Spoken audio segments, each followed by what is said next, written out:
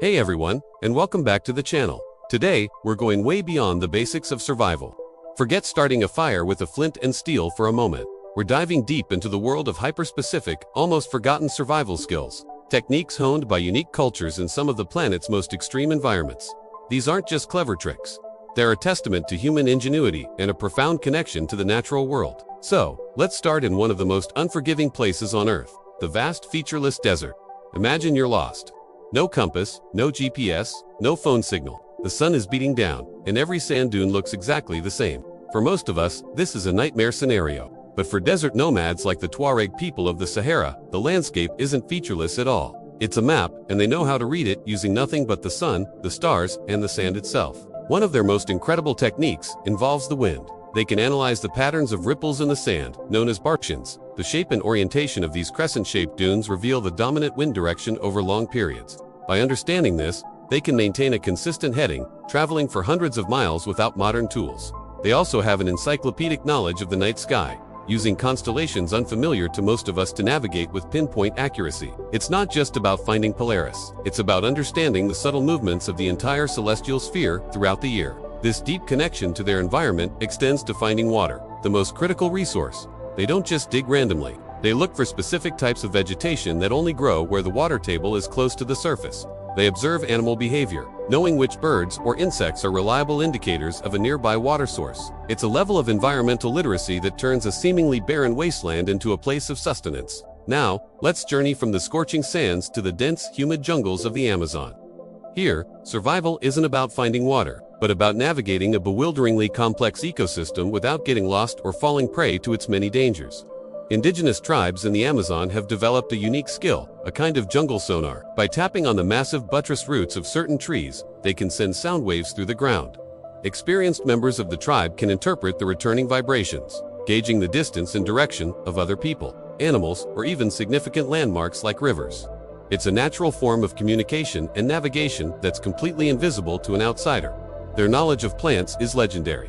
It goes far beyond simply knowing what's edible. They can look at a vine and know that its sap is sterile and drinkable, while another, almost identical vine, is poisonous. They build incredible shelters, not from logs and rope, but by bending and weaving living trees and vines together.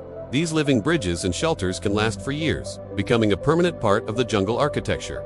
This is more than survival. It's a symbiotic relationship with the forest. They don't just live in the jungle. They are part of it. Next, we travel to the frozen landscapes of the Arctic, home to the Inuit people. Here, the challenge is the relentless cold and the scarcity of resources. One of their most ingenious skills is building a snow shelter, the igloo. But it's far more complex than just stacking blocks of snow. The construction is a marvel of physics. They carefully select the right type of compacted snow, cutting blocks in a continuous spiral that curves inward. This creates a self-supporting dome that is incredibly strong and an amazing insulator. The temperature inside an igloo can be 40 to 60 degrees Fahrenheit warmer than the outside, using nothing but body heat. Their hunting skills are also on another level. An Inuit hunter can read the ice like a book, understanding its thickness, stability, and where seals are likely to create breathing holes.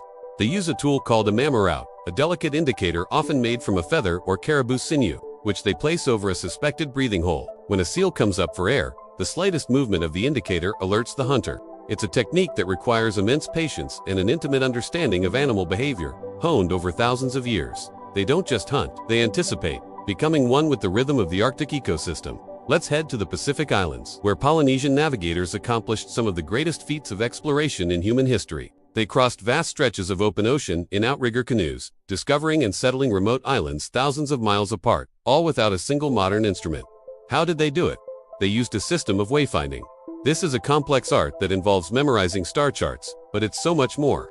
They could feel the direction of ocean swells and currents through the hull of their canoe. Different swells, created by distant storms and islands, would interact, creating complex patterns on the water's surface. A master navigator could read these patterns to detect the presence of an island long before it was visible. They also use cloud maps. The way clouds form over an island is different from how they form over the open ocean. They look for specific cloud shapes, colors, and even the behavior of seabirds that have a limited flight range from their home island.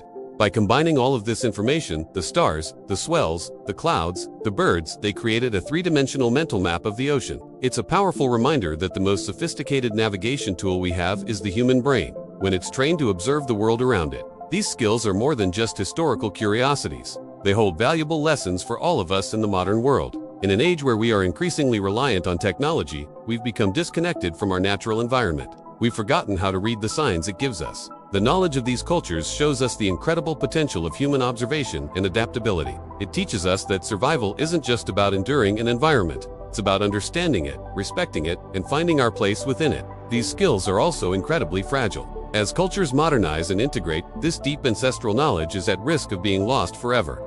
The young generations may not see the value in learning these ancient ways when a smartphone can solve the problem instantly. That's why documenting and sharing these stories is so important. It's about preserving a vital part of our shared human heritage. It's a heritage that shows us we are capable of so much more than we think.